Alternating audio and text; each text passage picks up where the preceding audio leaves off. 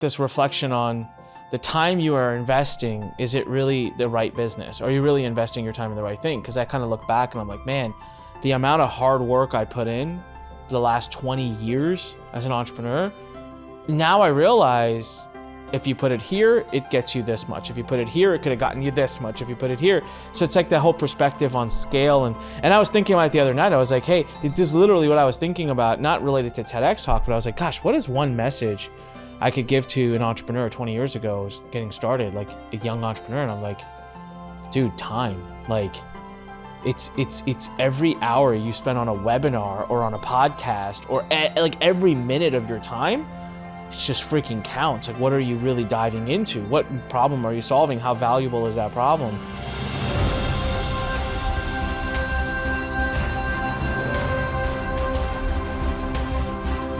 Branded signature talks. Okay, listen, you want to be an entrepreneur, you want to have influence, you want to reach people, even if it's not as an entrepreneur.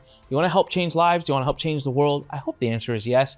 Today, our guest is going to show you and teach you how to get a branded signature talk. Now, what do we mean? Okay, TEDx Talk. Okay, that's probably the most known brand. So what could it do for you and your voice and your ability to impact the world? And of course, your own success, if you could be at Harvard on stage doing a talk, or if you could be on a TEDx event stage doing a talk. We're not only going to talk about why you should do one, we're going to talk about how to land a great talk today on this episode, so stay tuned. Now, welcome to the Anik Singhal Show. That's right, this is early. We just transitioned into the Anik Singhal Show, so I'm having a lot of fun with this. And today we're talking to a guest who I've recently just met. And I got to tell you, I'm very impressed with him. I'm very impressed with his mission, is probably one of the things that I took away very quickly. He reached out to me many months ago and asked for me to be on his podcast. I got to tell you, I typically say no. I don't really do a lot of interviews. I'm very protective over my time, but something about his approach and something about his profile that I saw on Facebook, I was like, you know what, I'll do this. And so as we got close to doing the talk, both of us realized we actually have a really great mutual friend. Like, one of my best friends is actually a mutual friend of ours. And we started talking and we really hit it off. And then he came to one of our events here at the Learn Center. So we really met in person. And since then, I've been just an absolute fan. And like I said, the mission was what really spoke to me. I'm a big believer of the fact that everybody needs what he has named and tokened a signature branded talk. So welcome to the Anik Singhal Show, Corey Poirier. Corey, what's up, man? Thanks for being here. Amazing. Well, thank you for having me, Anik. And yes, we've gotten to know each other. And I have to say that you just pronounced my name better than me. So I have to start working on that. Yes. All right. I was practicing it. You have no idea. Like, I'm back here, man. You told me how to pronounce it. I try to respect names because my name is Anik and I am to half the world Anik, Anik. I don't know what all I get, dude. So that's awesome. Good. We're starting off with a huge win. So listen, you've got a logo above you that says bLUTalks. Really funny story. Before this entire episode started, guys, we were jamming for a few minutes and I saw the logo and I'm like, I wonder why he's focusing on bLUTalks. I've been seeing bLUTalks more and more on Facebook. Love the brand. It's a cool name. He misspelled blue, which I respect because I misspelled learn. I think that's awesome. And but I had no idea that's Corey's brand. I had no idea he was the founder of bLUTalks. So I'm like, hey, Corey, what's going on with this bLUTalks thing? I'm seeing it everywhere lately. And he starts talking about it and he's like, well, we. And I'm like, whoa. What's this we business? And he's like, I'm the founder of it. I'm like, what the heck? Like, sometimes we forget the reach we have and the influence. Like, I forget people in my own network. I'm like, here I am for days. It's been weeks now. I'm like, man, I wonder what this bLUTalk is. I wonder if I could do a bLUTalk. Why is everyone talking about bLUTalk? Turns out, in my mastermind, in my phone, as a friend, and someone scheduled on my own podcast is the founder of bLUTalk. It's kind of a serendipitous story. So I guess we'll start with this. What's a branded signature talk? And then it's like, what's bLUTalks? And then we'll just kind of go from there, right? Yeah, absolutely. Well, thanks so much, Anik. And first of all, I'll say that, so the branded signature talk side of it, to me, when I look at TEDx, as you mentioned, and I mentioned off air, Mind Valley has an event or two each year, Goalcast, same thing. To me, those are branded signature talks. For the branded side of it is that they built a brand that whenever you hear that name, you associate it with talks, and you associate it with talks that are going to be on the stage where their logo is going to be there. So it's kind of a brand versus maybe a one-off event that you go to a conference, but it has a one name this year, next year it's a different name. So that's the brand part to me. The signature part of it is that it's that one talk. If you could only deliver one talk for the rest of your life, what would that talk be? And so that's where the signature comes in. There's a lot of people, obviously, that have done multiple TEDx talks, but most top name speakers like a Simon Sinek, a Brene Brown, the top name TEDx talks have one that's a signature one. I mean, in some cases, they finally created a second signature, but there's always that one that's their signature talk that they're known for. And if I go to Simon Sinek, I would clearly say that it would start with why. That launched everything for him. And again, it was a signature talk. It's a short talk, less than 18 minutes, that he is known for. So to me, that's the combination of those two words together. No, I love that. So signature is almost like someone right now who's listening thinking to themselves, what is the one message that you want to leave to the world, right? And I just recently had a baby girl. And so it's kind of like I could almost ask this question to make it even more intimate, which is like, what is one message I would want to leave her with, right? One thing I would really want her to internalize in her life. And it's like, that could be your signature talk, something you truly stand for. And then the branded part makes total sense. How did you, so first of all, and then can you tell us what is bLUTalks before we get into your story? Yeah. So at bLUTalks, and I'm sure we'll go in reverse and I'll share with you what the catalyst was for creating this thing, because there's an origin story, just like the superheroes. There's definitely an origin story. But as far as what bLUTalks is, the best way I've described it and defined it, that people either get a smirk, but they right away visualize it, is I've said that if TEDx and Chicken Soup for the Soul got married, went on a honeymoon and had a baby, we'd be the baby that came back. But what I mean by that is that on our stage, it's not abnormal for you to hear somebody talk about the synchronicity that changed their life. Right after that, it could be a person that talked about what they don't teach you in business school. And the person after that could be talking about a life story about their journey through addiction, let's say. So it's not abnormal to see a very wide range. And so bLUTalks as a platform, we're basically providing those epic stages for people to share these messages on. And at the same time, we also have the podcast. So we have the bLUTalks podcast, which has been around for, I believe, 3 years now. We launched officially a little over 2 years ago, but we started this journey 3. So the podcast has been around almost that amount of time. We have a book series, which we're actually putting out book volume 8 next week, actually. And the first 7, of course, are international bestsellers. So we have the book series, and then finally we have a virtual summit stage as well as the live stages. So that's what bLUTalks is. It's multi-platformed, and we always wanted it to be a community and a family. One of the things I struggled with, and Anik, you may or may not have, I know most people have written in a compilation or an anthology book series. I've been in multiple, and one of the challenges I face with those is that a lot of people get together, go in this book together, it becomes a bestseller, if that's their goal, they high five, never talk again in their lives. And I didn't want that. So we want to create a family feel. So we have a monthly networking call on Zoom where everybody gets together. And so we're trying to create a family and a community that continues growing. And I know we'll dive into the origin, but I'll just finish that by saying, I haven't looked recently, but I feel like we're closing in on 500 people in the last 2 years that have been a part of bLUTalks. That's amazing. I love it. We've many times, my wife and I have talked about doing Learn Talks, which I was sharing with you earlier, which is just, we felt like a pretty kind of the way we're going, and especially now that Learn actually coming into 2023 for the consumer side of Learn, we're actually going into a full-blown media company. So we're actually literally going to be a company supported by advertising and events. And so now it's all the more relevant where it's like, hey, Learn Talks is probably a great thing to do. Which is so funny, right? Because that's why I got intrigued by bLUTalks when I first saw it. I was like, hey, someone else is doing it. It's just, I'm still kind of laughing about the fact that it was you this whole time, and I've known you. So my wife actually has a license to TEDx. She actually has the Rockville license. We've done a TEDx. Our first TEDx event was 2022 here at the Learn Center. So that's something, Corey. We should probably have one here. We should probably do a bLUTalks at the Learn Center one day. That would be awesome. And one of the things that I was so impressed with was just like the stringent policies in place for running a TEDx event. It doesn't just happen miraculously. There's a lot of measures in place to make sure whatever topic's being presented is good. You had mentioned that you guys are kind of the merger and that you're definitely more heart-based entrepreneurs rush towards bLUTalks. I do want to come back and talk about bLUTalks and the origin story.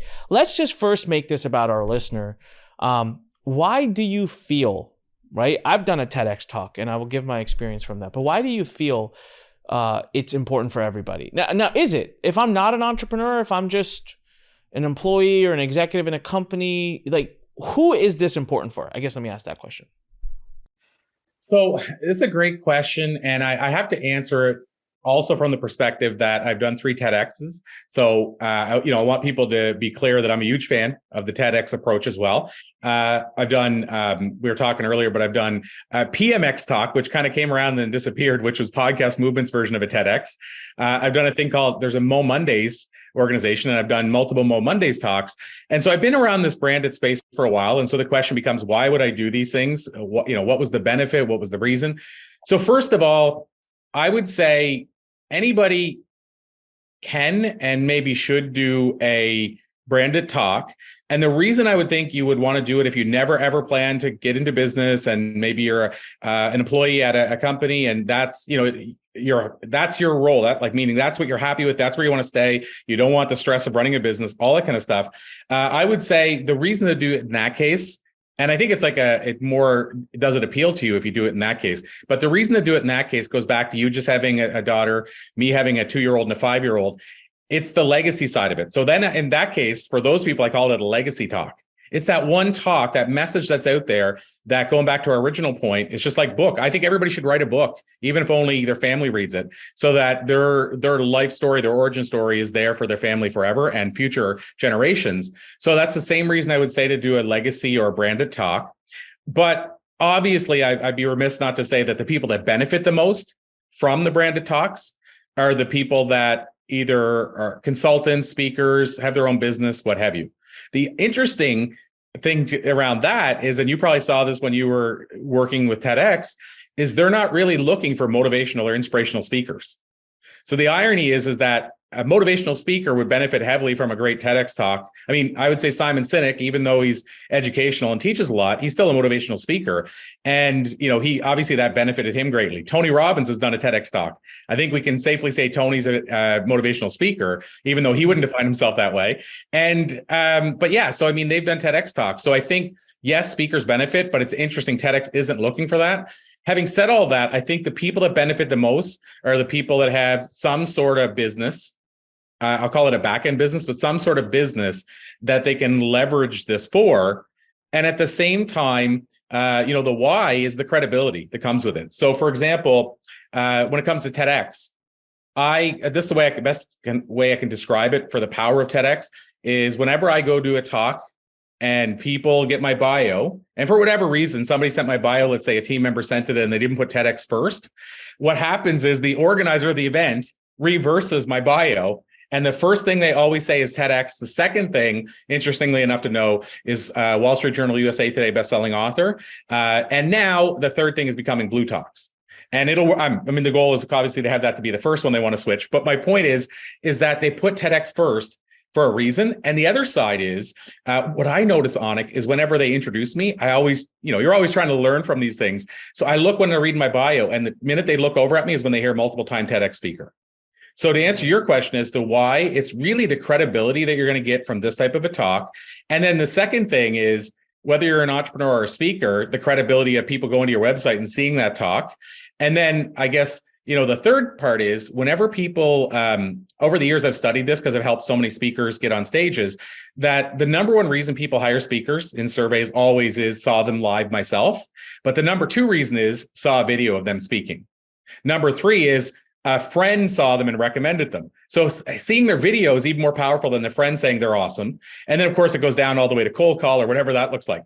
But my point of that, Anik, is having that video is what's going to get you either that booking or that next client, that type of thing. So I think you can never go wrong with having that maybe we want to call it that sizzle reel. And I think that's another reason for it. So I know I jumped around a bit, but I think the reason to have a branded talk is the credibility it gets you, and also the way that you can leverage it to get more things, like get on a podcast. If you go to a big name podcast and they see TEDx speaker, spoke at Harvard, spoke at Columbia, Wall Street Journal bestselling author, your odds, whether we like it or not, increase of getting that podcast.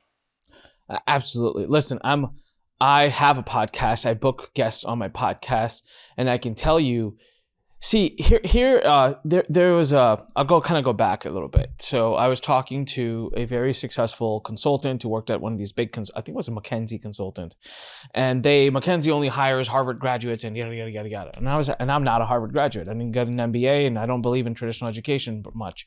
So we're having this healthy argument, and I was like, why? Like, you're telling me that there aren't brilliant and smart people outside of Harvard or outside of these places that graduate? And he said something fascinating to me, which changed my perspective. And he's like, we don't actually care about the degree or what they learned while they were at school. The only reason we like to prefer hiring from these institutions is because of the vetting that the institutions did on our behalf. And I was like, holy crap. Right? So their whole mode of thinking is, if you're good enough to get into that school, and we know the type of thinking, the type of vetting they do, then they did how far. We know you're smart enough and good enough to be here. And so as a podcast host who books people, when I see the big logos, TEDx, this, that, now for TEDx personally, I've spoken and we hold a license. I know how tedious the process is. So I'm kind of like, hey, probably first of all, I can go I'll watch their talk for at least 3 to 5 minutes, because I don't want them to be awkward and dry and, monotonous. And so you're 100% right. The logo tells me, hey, they got vetted. They're pretty good. And then on the outside of it, I can go catch the video real quick on YouTube and see, hey, wow, they're pretty dynamic. I feel good about having them on my podcast. So I just wanted to give everyone that live perspective of why and what goes through our minds if someone's reading yours and it has these logos on it. Because a lot of people will be like, oh, it's a vanity logo. Kind of, but not really. Because the fact alone that you were able to book these talks tells a lot about you. And so, yeah, you're 100% right. So that's why to do a branded talk. I love that. You're like, the branded talk gets you the authority, gets eyes towards you. It'll help you close and book things. And then the signature part, is that heart driven? Is that more like getting your message to the world? Or let's talk a little bit more about the signature part. So for me personally, the signature part of it is the heart driven, getting your message to the world. It's, again, what would your legacy message be if you could only leave one? To me, that's what it is personally. But having said that, when we talk about the signature, I need to also add, for some people, their reason for the signature talk is that's the talk they want to deliver for the next 40 years, the exact same way every day. Now, that personally, Anik, doesn't appeal to me at all. I always look at the Rolling Stones, and I'm a musician, not to that level, obviously, but put CDs out, nominated for Rock Recording of the Year. So I did dabble. And, for me, every time I did a show, I would change the set list. Just enough, just one new song or whatever. And I always thought, I can't imagine being the Rolling Stones playing Satisfaction 50 years later and people yelling, play Satisfaction. And then when you play the new song, they get up and go to the bathroom or go out for a puff or whatever. And I always thought, I just can't imagine every night for 50 years. So my point of that is, I'm the same way as with speaking. If I'm on my way to deliver a talk for Anik about customer service, chances are I'm going to stop somewhere at a gas station or restaurant, and something horrible or good is going to happen as a customer experience. That is going to make my way into my talk, even though that was never planned the day before. So I'm always, even though I want to say, okay, I'm going to tailor it to this real estate group, I still want to bring in new elements so it's not boring to me. But it also means if they've seen me before, hopefully it's not boring to them. Now, having said that, what I'm getting at is the signature talk for some people is, let's craft this 45-minute keynote or 15-minute TEDx or what have you, but let's craft this 45-minute keynote. So now I have a talk that I never have to adjust ever again. I'm on autopilot now for the next 30 years. And again, I'm not going to judge that, but for some people, that's their signature talk. So maybe it starts with their heart, and this is the talk I would share with the world. But I'm sure at some point it changes from that. And now it's just the easy talk to deliver, because I know exactly when on cue I'm supposed to start crying. And can I just say, I've done a TEDx talk, and I really, really wish someone had just said this to me. I wish someone had just said, hey, Anik, it's a brand of signature talk. I love it. It's brand. Great. Check mark. I did a TEDx talk because of only the brand. I didn't think even 5 seconds about signature. Now, I love the talk I did. It's all about my perspective on giving back and my perspective on donating and money and all that. But it's not really, I don't use my talk ever anywhere because it has literally nothing to do with my professional career. It's about my nonprofit stuff, and that's fine. But if I went back and someone had expressed to me the way you have what the signature means, my talk would have been on a different topic. And I think it would have gone a lot further for me. I would have used it more and centered it more. And so I want everyone here thinking, it's like, what is that message? And combine it with, how could that also help propel what you're doing in your life? If you are a certain type of coach, consultant, if you're trying to attract a certain type of clientele, like what would you speak to them? What is something you would say to them? Like today, in my current landscape in life, I'm all about scale. I'm all about working with entrepreneurs. And I'm all about this reflection on the time you are investing. Is it really the right business? Are you really investing your time in the right thing? Because I kind of look back and I'm like, man, the amount of hard work I put in the last 20 years as an entrepreneur, now I realize if you put it here, it gets you this much. If you put it here, it could have gotten you this much. If you put it here. So it's like the whole perspective on scale. And I was thinking about it the other night. I was like, hey, this is literally what I was thinking about, not related to TEDx Talk, but I was like, gosh, what is one message I could give to an entrepreneur 20 years ago was getting started, like a young entrepreneur? And I'm like, dude, time. Like it's every hour you spend on a webinar or on a podcast or like every minute of your time, it just freaking counts. Like, what are you really diving into? What problem are you solving? How valuable is that problem? And I was thinking through that, and as I was thinking through it, I was like, that sounds like a talk I could get really excited about, right? Like a TEDx talk or now a bLUTalk. So what is that message? And that message will bring you that type of person, because it's going to speak to someone who's going to then want to come to you and maybe become a client. Is there anything else you do? Are there any exercises you do? If someone comes to you and says, I really want to do a talk, but I don't know what about? Like, do you run anyone through exercises to help them determine their signature talk? Yeah, absolutely. And, I won't spend much time on this, but I'll say that you and I chatted about this, but we certainly have over the years helped a lot of people secure, deliver, and leverage their TEDx talk. And I brought those words that I just told you into the bLUTalk world as well: secure, deliver, and leverage. Because going back to your point, Anik, if I would have known that on my first TEDx talk, I would have done different things. So what I mean by that is the secure part, obviously, that explains itself, landing it. But how do you deliver an 18-minute short talk, a powerful short talk? And then the hardest part for a lot of people is, what do you do with it once it comes out? So, that there's the 3 levels of that. So I just want people to know as well that, yes, have a lot of experience in how do you land it. But a big part of that is to landing it is, to your point, crafting the message. So with TEDx, as you know, they're all different, the different approaches for applying, but usually there's some series of, here's the 10 questions we want you to answer as to why yours is the idea we're spreading. And so that outline you create for a lot of people that shows your idea is probably going to be the thing that stands out more than even your background. Like, I run into that with a lot of people that want to apply, that will say, well, I'm this and I'm that and I'm this and I'm that. And I try to explain to them, if your idea is amazing, then TEDx is going to care more about that. And that's hard for people to swallow, because they're focused on a bio and then they just randomly throw out the title of their talk, which isn't sexy at all, not realizing that it's the idea that TEDx is looking for. So to answer your question more directly though, yeah. So what happens is, we have people that we work with that are earlier in their journey. And then we have seasoned speakers. Like I'm talking to somebody right now who we're going to ultimately decide by tomorrow if he's going to be on our stage. And he was on the Today Show 4 times this year. So he's very seasoned. Somebody, by the way, I don't know if she's a part of the mastermind, but I met her at your event, is Chris Colley from Game Changer Publishing. And Chris is actually going to be both at our event we have next month that takes place at Harvard, but then the day before we're doing a closed mastermind at MIT Museum, actually. And Chris is going to be one of the presenters there. So that, and by the way, that link started from your event. But my point is, somebody like Chris and somebody like this other gentleman wouldn't need any coaching at all on crafting that talk. But part of why I want to do this is I want to create, so this is part of my why and the origin story. I wanted to create this to be the thing that I wish I had when I started.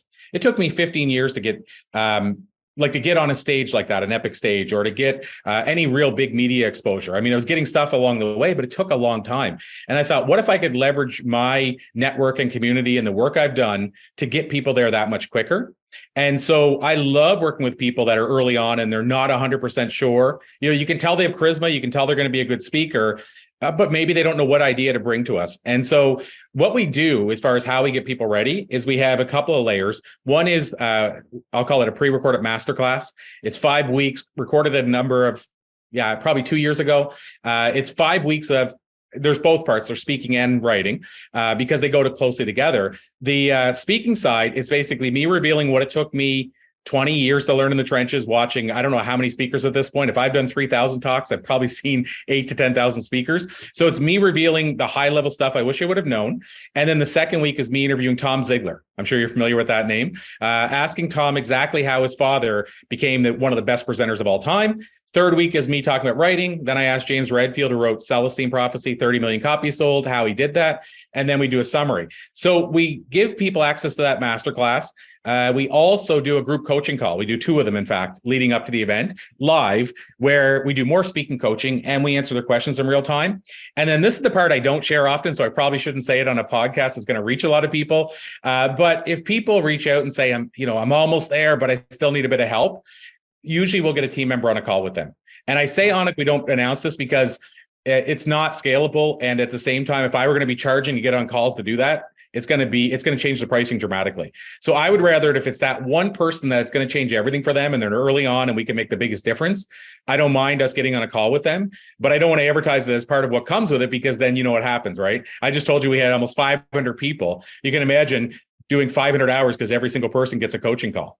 And it's literally impossible. So we do it whenever we know somebody needs it. But again, you have more that don't, like Chris Colley is not going to need that call. She's like, what day do I have to be there? This and that. I mean, she just needs to know the details about getting there to deliver. So I say this because, that's the 3 layers, is that there's the pre-recorded, kind of the self-study, if you want to call it that. There's the live where you can do Q&A, but it's with the group of everybody. Plus you get to meet each other and we tell you all about bLUTalks. And then the third layer that doesn't always happen is if you just need that extra little help. I meant more of those, so let's say I'm sitting here right now and let's say we're on one of those calls and you're coaching me and I'm like, Corey, I really want to do a bLUTalk, but God, man, I have no idea what to talk about. Is there like a certain few questions you ask that seem to trigger people into being like, well, yeah, that's what I want to talk about? Because I'm imagining a lot of people right now are listening and thinking, I don't know what my signature talk would be about. Are you saying, hey, figure that out and then go start booking talks? Or is it like, no, here's a 3-question framework to help you figure out your signature talk? Yeah, so a great question. And where I thought you were going with it, which is why I answered that question, was I was thinking you meant how do we get them ready in general? But as far as the talk itself, so I have a thing called the spider method and I have a thing called the DIP method. Now, the spider method, I learned from my days in stand-up comedy. And basically we had a comic come in, do a clinic, shared this method with us. So I figured, why can't I take this over to speaking? The short version of it is there are a few questions that we typically will ask to get a person thinking about, what's that thing that everybody says, this inside note, or what's that thing that you just love doing? So there are some questions, but then the spider method side is the mind mapping, which gets you actually thinking about how you create the talk with content. But the center part is we help you figure out what that one central idea is. And then the spider method is we basically build legs from the spider. So like, for example, you could say, okay, I'm going to deliver a customer service talk. Okay, so I know that. What do I want them to take away? I want them to know how to deliver a wow every time they go into a store or what have you. Then what you're going to do with the leg is say, okay, what's the story I can tell that'll reinforce that message, and then what I want them to take away as an action item. So it's basically done out in a piece of paper. 15 minutes, I can craft a talk from scratch that used to take me 2 weeks minimum to put together. So inside that training I mentioned, we take them through that. The DIP method, DIP, I learned it from the media. And then later on, years later, I learned it. I relearned it from Lisa Nichols. She teaches it. She calls it the Valley now. But the media, you've heard of it, even if you haven't heard the term dip. But basically, what it is it's what's that message? Like, what's your muddy middle? Like, what's the messy stuff that you went through, and how did you get back out of it? Teach me that. So it's like the reason the media loves it is they like a subject line that might say how she went from food stamps to $1 million a year, for example. So that's your dip. Like, your dip is here's your credibility now. And then the dip brings you into, it wasn't always this way. And here's all the challenges I faced. And then here's what I learned that got me out of it, is coming back out of your dip. Now, finally, I'm going to teach you. So what we do is we teach people how to craft those dips inside of their talk, how to craft the talk with the spider method, and then how to determine what the talk's about is just like you said. We literally have it's a sheet that has like 7 questions on it type thing, and it just kind of helps you isolate what is the message you should be sharing. Like, maybe it's not the message they always think that, hey, this is my message, but what's the message you should be sharing?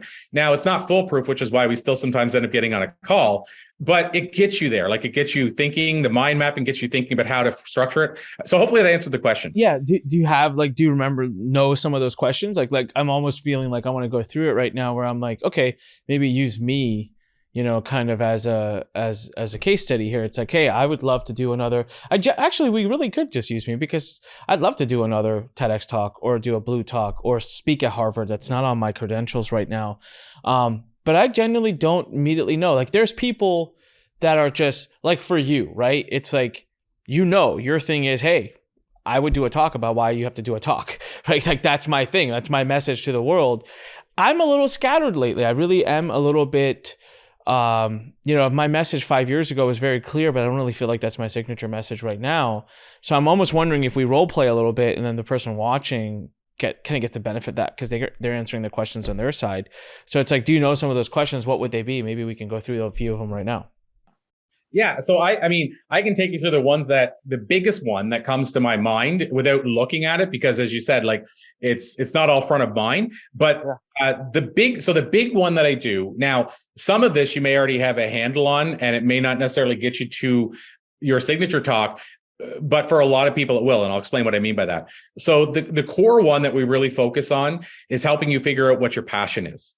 Because, and by the way, I have to add to me, passion is what you do. Purpose is why you're doing it. And so it's important to know that, because I think there's a distinction. For example, internet marketing might be your passion. For me, a passion might be stand-up comedy, music, what have you, or speaking. But that's not why I'm doing it. The why I'm doing it is what hopefully changes the world for the better. And so what I'm getting at is I found out the gateway to getting, because a lot of people say, well, I'm tired of people saying, find your passion. The reason I start with passion first is I find it's the gateway to finding your purpose. Because once you start doing something you love, then you start realizing why you're doing it in the first place. So what we do, the first part of what we do is we go through an exercise to help you determine what that area could be. And so these questions are very generalized. It's really what we do is get you to, you could do this in real time, but again, it may not work as well for you because of the fact that you may already know what your calling is. But what we would get somebody to do, as an example, is we would get them to write down on a list. Here's some of the questions. What is the thing that you would do if money wasn't an issue? So many people say, I would go to the beach and never work again. Yeah, okay. Then what would you do after you came back from the beach a month later? Because most people would get bored on the beach. And also the beach isn't for everyone. Like, I heard an interview with David Foster one time where he said to Darren Hardy from Success Magazine, why is it that I just can't go to the beach and relax? Like, why can't I enjoy the beach like other people? And Darren said, I think what it is that your beach is working with Celine Dion and Seal. In other words, that's your thing. That's what you get high off. That's what you get your mojo excited about. So again, first is, what would you do if money wasn't an issue? The next thing is, what did people tell you you're really good at? So what do people say? Oh my God, Onyx, so great at this. The next one is, this is a huge one for a lot of people that they never think about. When somebody, and it didn't happen for everybody, but when somebody, in your case, if they pushed you off, when you were on you're on your trail to go to clown college, and they said, that's not practical, you need to go to Stanford. Go back to that point when they pushed you off. Like, why did you want to go to clown college? Maybe you didn't want to be a clown. Maybe you want to be an entertainer, but there's something probably there. So another thing is, when you were a kid, what was that thing you want to do? I have a client who, she told me when she was a kid, she taught her teddy bears accounting. And lo and behold, 20 years later, she started an accounting firm that she sold for millions of dollars 15 years after that. So she knew right from then. Another thing is, what do you, when you do it, what's the thing that you do and time stands still?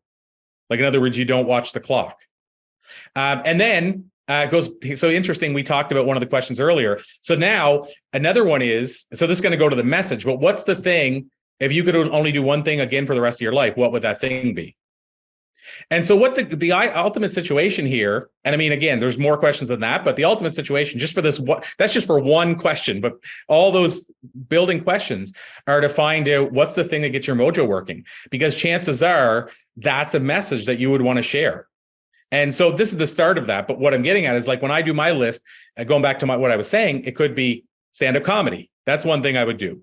Playing music, like playing guitar or whatever, writing songs, and then speaking. And the speaking maybe wasn't on there when I started, but the other ones would have been. And so wildly enough, the clue could have been, the speaking clue could have been comedy and playing music in clubs, because both involve communication. And interestingly, that's how I get started in speaking, by the way. So I got tricked into performing stand-up one night, and I kept performing foolishly because I was bombing, if you know that term in comedy. I was having horrible shows, and somebody invited me to a Tony Robbins event, and I was in the audience with this person, and they said, "Can you believe he's getting paid to do this?" And I said, "Whoa, record scratch moment. Hold the farm. What? I'm going to a comedy club and paying $10 of gas to get $5 from the door, and this dude's getting paid to do this? I need to know more about that." And that's how I got into speaking. But the truth is, I could have found my way in just by the fact that I was already doing stand-up, which is so close to speaking. If I would have built that list, then if I started doing stand-up, eventually, probably synchronicity somehow is going to lead me to speaking. And by the way, a lot of comics end up doing corporate comedy because it pays much better than the comedy club does. But having said all that on it, going back to the point of this exercise, is the hope is that you now have 6 or 7 things on that list. Now, obviously, if you've already found your calling, you feel, and everything else, then we got to dive deeper. But for a lot of people, this is the start. So if they come to me and say, like, if I talk to them, I know they could tell a good story. I know they're charismatic. I know they could be on a stage. But if they haven't figured out what their calling is, why they're doing it, because, by the way, once you figure out what you're doing, then hopefully it gets to the why. And when you figure out the why you're doing it, most often that comes around to your signature talk. So, for example, I'll give you an example of my world. I told you some of my why. Well, my why, here's where it started. I mentioned Zig Ziglar earlier. I went to work at a Fortune 500 company. And when I started my training at a Fortune 500, 58th largest company in the world, my training from them was, here's a Zig Ziglar VHS video. Go put this in the machine. And by the way, they also gave me 25 cards and told me to write my name in pen. And if I lasted a month, they'd actually pay to print cards for me. Fortune 500 company. So my point is, when that happened, that moment of, and the Zig Ziglar thing changed my life, by the way. I can still tell you a story from that video, which I watched 25 years ago once. That's how powerful his stories were. But that changed everything, because I said, I want to make sure nobody else ever has to go through training like this in their life again. That was my why that started it all. And then why I got into doing bLUTalks is because I wanted to make sure that people starting out had some support to build and up-level their exposure and credibility early on. So what I'm getting at is that would start giving me my signature talk. This is obviously the long route there, but these questions, the hope is that you go through this exercise in a half hour, and again, you may not start practicing those things that are on your list, but it's just a mind exercise. So you've probably seen here on it, those 3 things now with the dip, the spider method, and then starting to ask those questions. That becomes a mind mapping to get your mind going about, what do you love? What's the message you'd want to share if it was your last day on earth? What is the thing that you need I think everybody needs to know that they don't right now? These are some of the other questions that are coming to me now. So that's kind of the exercise we go through with people. No, it's that too. Woo! Everyone, go back, rewind, and watch that whole part again, because that was powerful. Because honestly, so I know what I'm doing lately, right? I'm very, very, very excited about engaging entrepreneurs who are already having some success, who are already up and running. You're a prime example of someone that I would say I'm excited to engage. And that's very different than maybe 5 years ago. 5 years ago or 3 years ago or 2 years ago was very much so like helping people build and start their online businesses. But it wasn't serving some deeper need of mine.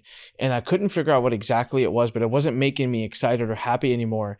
And the thing that was really driving me nuts was that there's a lot of people, I call them dreamers. So not in the political sense of how politics uses dreamers, but I call someone who's sitting around thinking, I really want to build a business online, or I want to build a business, I want to be an entrepreneur.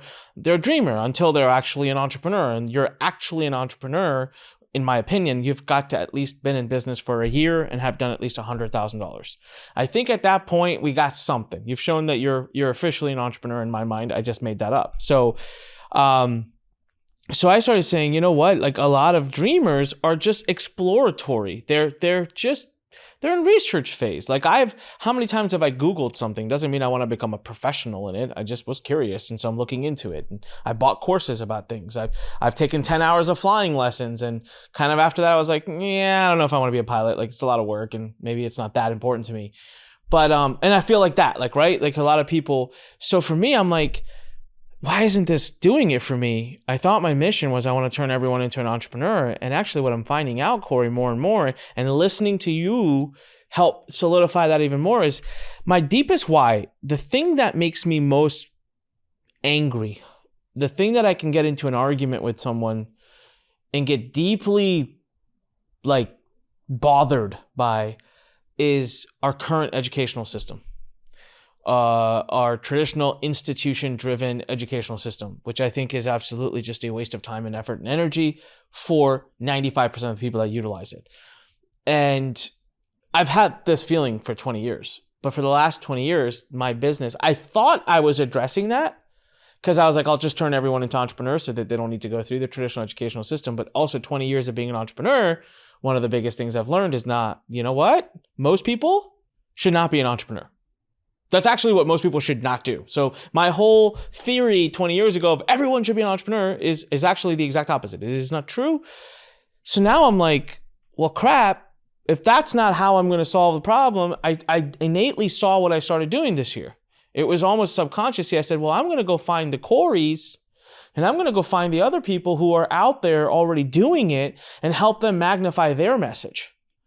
So I'm the guy that knows how to scale their message. I'm going to help them magnify their message. And that's actually how I get to compete against the institutional, traditional educational world, is if I can teach people who are very good at what they do to then teach it directly to the consumer, that consumer won't need the institution. And I'm in essence giving competition to the institution and giving alternate choices to others.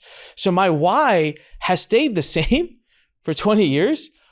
And that is just, I want to give people an alternate path to traditional education, because I think there is an alternate path and I want to help create it.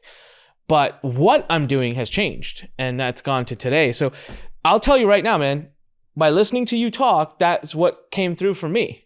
Was my why has been the same since I graduated college. My why has been the same for 20 years of being in business.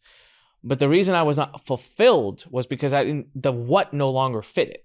What I was doing was no longer feeding the solution to why. So I abruptly changed all of that. And I bet there's probably a signature talk somewhere in that whole spiel. Well, you know, what's interesting about that, Anik, is you reminded me of one of the other questions that's on that forum, which is what makes you angry. So it's interesting. Sorry.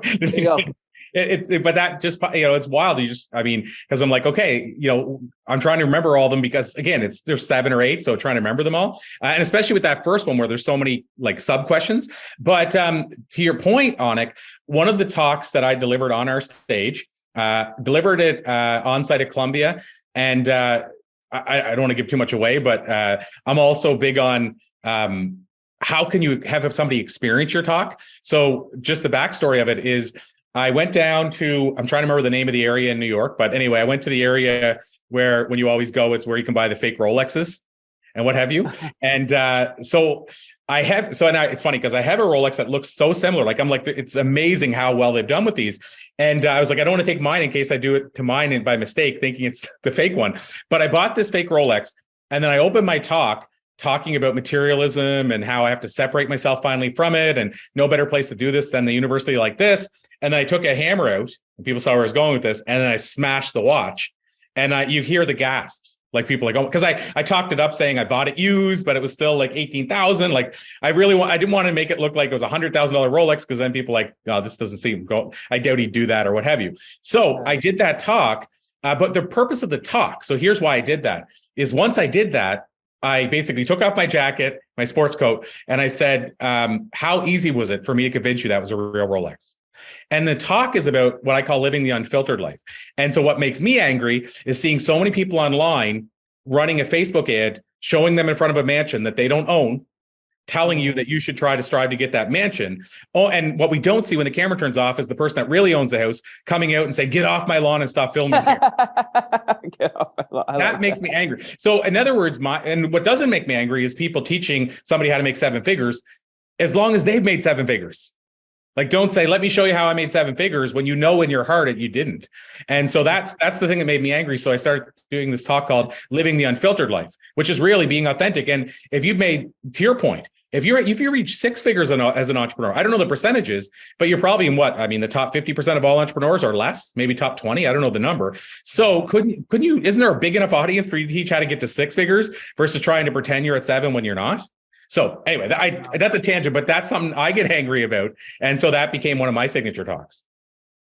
I love it. And there's a bunch of kids in my neighborhood that I think need to hear that signature talk because they film rap videos in front of my house. It's really annoying. And so they're filming these fun little rap videos and driving around our neighborhood. And they're great kids, they're cute kids, but I'm just like, dude, you don't own this house. It's my house, and it's in a rap video. So what is going on here? No, I love that. I feel like that old man that runs out and says, "Get off my lawn! Get out of here!" Wow, really powerful stuff. And I think that here's a side benefit that's coming to my mind for those who are listening as to why they really should put this on their bucket list, whether an entrepreneur or not, is if you said, I don't know what I would talk about, if that was a genuine thought in your heart as we are talking, don't you want to know what your why is? Don't you want to know what you stand for? Don't you want to know what makes you so mad? Don't you want to know what makes you wake up in the morning? Don't you want to know the thing that you want to pass down generations to your kids or to their kids or to your siblings? Like, wouldn't it be cool to just wake up every morning and just know that? And every single person's got it. I don't know a single person that doesn't have a deep passion about something. It could be the craziest, silliest thing, but it's a thing. And so just the little process Corey and I went through, and I'm like, it reinstated for me, like, hey man, no matter what you're doing in all these businesses you're building, if you find a way to plug them in some way and saying, this is helping experts. And actually, that's what's happening. Most of my businesses that I have launched, I have a few different brands getting up and running now. They're all actually targeting experts. And it's like, it's not just to make money, but it's like every step I take, every expert I help, I'm getting one step closer to my dream of providing an alternate, credible solution to institutional education. And that'll just empower you in a different way. But it'll also empower you to say no to things, right? Where it's like a project comes up or an opportunity comes up and you're like, well, you know what?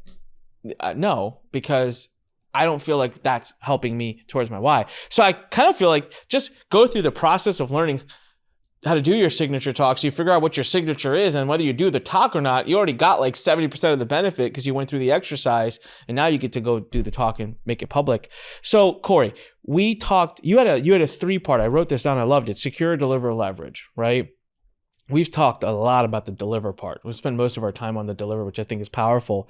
I'd love to spend a few minutes, at least 5-10 minutes on secure. Let me give you my story. So why did I even do a TEDx talk? It's really funny. I never paid attention to it. I never innately believed, and this is crazy to think because I did my talk 7 years ago, and by then I still had a pretty big audience and I had a bit of a brand online, and I didn't believe I could get one. That's why I never tried. I just did not believe I could actually get a TEDx talk. My wife went through this period for like 6 to 12 months where she was binge watching TEDx talks. Like it was like the app was on our Apple TV and it was on all the time. Then obviously she went on and get her license to host a TEDx, but she just looked at me one day and she's like, my dream for you is for you to do a TEDx talk. And I was like, really? And she's very shy, so she would never go on stage and do a talk or any of that stuff. She's like, my dream for you is I want to see you on this app. And I'm like, well, now I have to do it because now, like, my wife just said, she dreams of me to do this. So I reached out. So I went to Facebook and I made a post and I said, looking to do a TEDx talk, know anyone that can help. That's it. By the way, everyone, Facebook's like one of my ultimate resources for everything. Like people connect me to everyone. And I got, long story short, get connected to a guy named Jeremy bLUTalks, who, if anyone's watching this podcast for a long time, you know Jeremy. He came on to work with Learn. He was one of my top guys here for a long time. And Jeremy used to have a Facebook group, and he had a service where you could, get his guidance and consultation. And I paid for it. And I got a TEDx talk. I had to fly all the way to Luxembourg for my talk. I mean, I didn't even know there was such a place as something called Wilts. I did not know it exists. I didn't know Luxembourg exists. But I did it. And I went and got my talk, and I did my talk. But I mean, a lot of people that are listening won't have the Facebook network I have, won't have the ability to pay a consultant like I had, and probably don't want to travel to Wilt in Luxembourg to do a talk. So my question to you, Corey, other than hiring you, which obviously people will learn how to do in the future of this podcast episode, how do people secure talks? So it's a great question. And one thing I wanted to highlight that you just pointed out, Anik, is the fact that this is the wild part about TEDx. It's gotten to be such a global brand that it doesn't matter where your TEDx was delivered. As long as you say I'm a TEDx speaker, it doesn't matter if it was TEDx Tukneyuktuk or if it was TEDx New York. It doesn't matter. It's here's the interesting part. First of all, it doesn't matter because most people will never ask you where it was at. They just want to know you're a TEDx speaker. But secondly, even when we look, because we've studied this, even when you look at where the viral TEDx come from, there's no this is the formula. There's no okay, it has to be at TEDx New York. If you look at Simon Sinek, I mentioned it earlier, his Start With Why video, it's I don't even know where it's at, but it's it looks like it's in a school. It's filming his head's cut off. It's got an easel that he's writing on, and that's all you see. And the quality looks bad is the best way I can say that. And yet that talk is the third, I think, most viewed of all time. So there's no, I want to say there's no specific formula. What you can do, and I'll talk about the securing it, but what you can do, we've done this type of thing, is I had a student who wanted to talk about divorce. And so I'll give you an example. This is actually, I'll tell you how you can land a TEDx talk. But she wanted to do a talk about divorce. And our question was, is it overdone? Because we thought divorce is so common. We're going to search and it's going to be 1,000 TEDx talks. And so that was our first thing. And secondly, we wanted to know, is it popular? So this is a while back, but we did our search. There was only 9 talks we could find when we searched divorce. 8 of them had over 300,000 views. Wow. So in other words, it's not many people have done it and it's popular.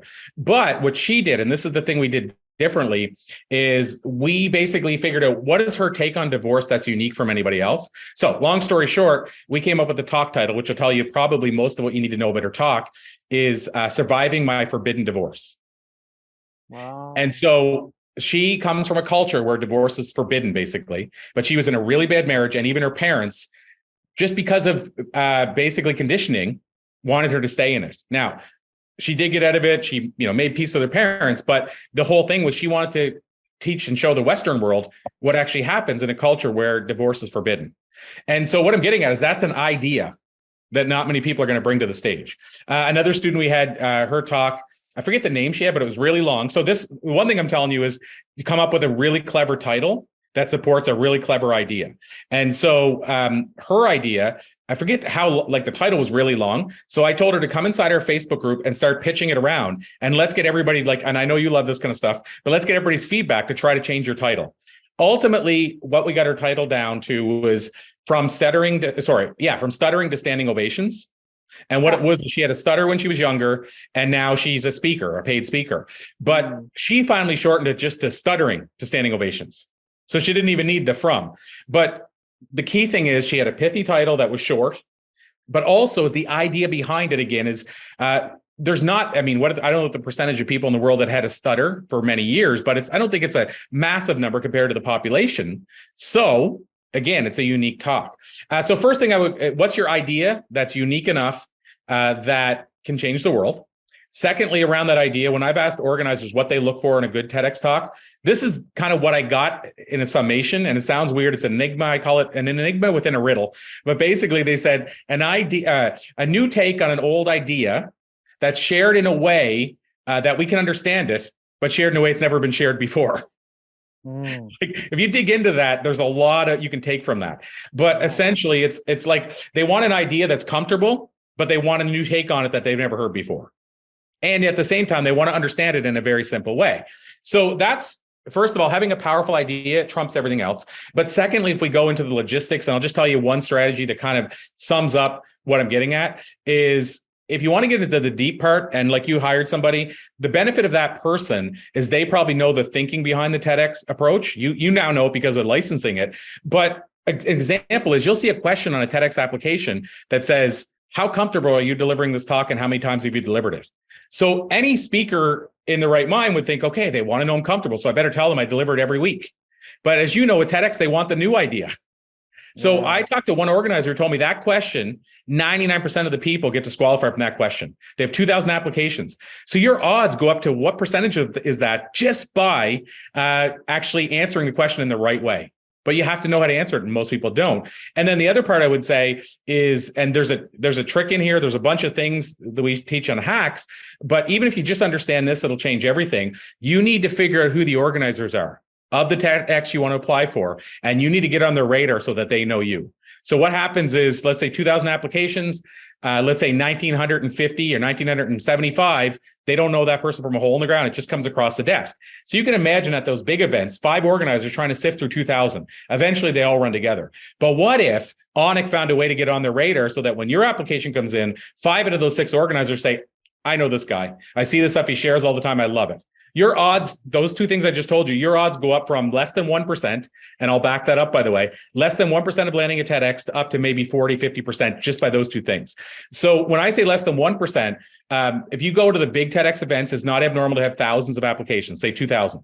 They only book 10 people. So that puts your odds at less than 1% if everything else is equal and you don't know somebody.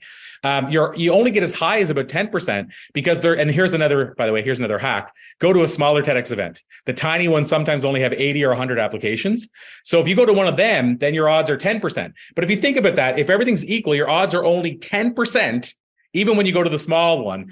So you need to figure out these hacks. And one of the biggest ones is to get on their radar, to know exactly what they're looking for. And another one is understand what they're looking for so you can answer those questions right. Yeah, no, we did our first TEDx event, and we had never done one. So TEDx Rockville was the first one. And it was interesting sourcing the speakers because we had to go out to find them, right? And got some amazing speakers, but it was a pretty time-consuming part of it. And we haven't even announced when the 2023 one is. We did get the renewed license, so that was awesome. But my wife is inundated with people reaching to her. And so one little suggestion I will give is, if you want to speak at someone's event, reach out to them proactively.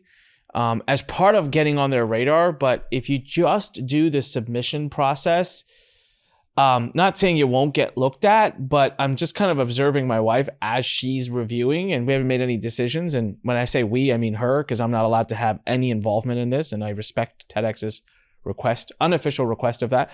TEDx doesn't want to get themselves associated with a business, right? They know me as the business guy, so it's really my wife's run.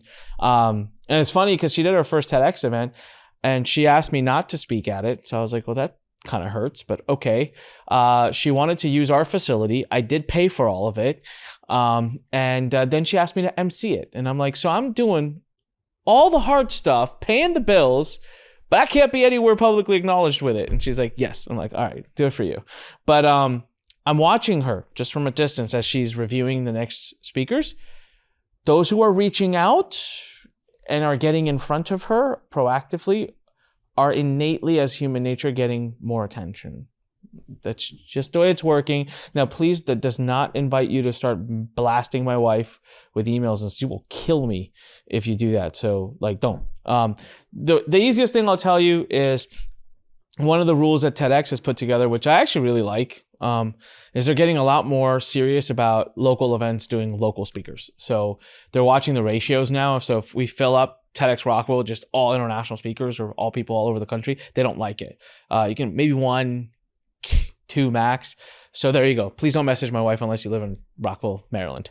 But fascinating stuff, man. I feel like we could, all right. There's so much we could go through. I think we have proven to people, and I think you walked me through an exercise that everyone got a chance to watch. You saw my eyes go, holy moly. I want everyone to experience that. Go back, listen to this episode again, but please find your signature. Find it. Even if you don't do a talk, it's important you know your signature, and then you'll want to do a talk, and then find the branded place to do that talk. And it's going to change a lot of what contribution you bring to the world, right? it could mean a lot to you too, but it's definitely going to bring contribution to the world. Corey, if someone decides they really want to work with you, your organization, your team, and they want you guys to shepherd them through this whole process, including booking the talks, designing the talk, and where do they go? What do they do? Please tell them. So Anik, I'm glad you asked this, and I'll add in if they want to see if they might qualify for a bLUTalk. This is probably the process as well. And I will tell you, one of the things I make clear all the time, because sometimes there can be a confusion. We run it at a lot of epic places, our bLUTalks, but we're never, of course, affiliated with that. Like, meaning I never want to look like they're the ones running the event. And of course, it's like you said, there's rules, right? So I need to make sure people are clear with that. But I will tell you, our bLUTalks events have run at and are scheduled to run at places like Oxford, Cambridge, Columbia, Stanford, Harvard. And so we are going to prestigious places. So if you want to see if you qualify for something like that, or even just have that conversation, here's what I've done. I've actually set up a unique domain literally today for this interview. I may use it in the future, but I've set it up for today. And I don't even know if it's a really good one. I just literally said, I'm going to put something up. And the reason I'm doing this is it actually redirects to my Calendly link. And I just didn't want to come on here, Anik, and say, the Calendly link is calendly.com/. I've had people do that, by the way. It's absurd.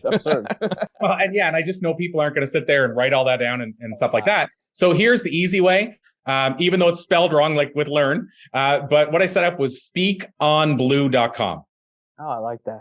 So speak on blue without the E for the blue. So speakonblue.com.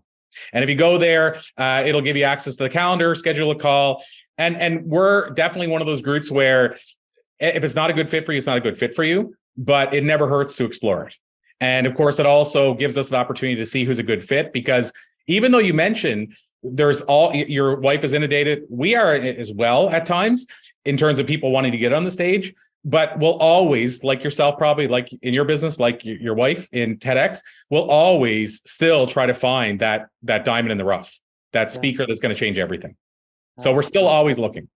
Love it. All right. Epic. Thank you so much, Corey, for being on here. And I really hope people go and they find their signature for nothing else other than just to know what it is.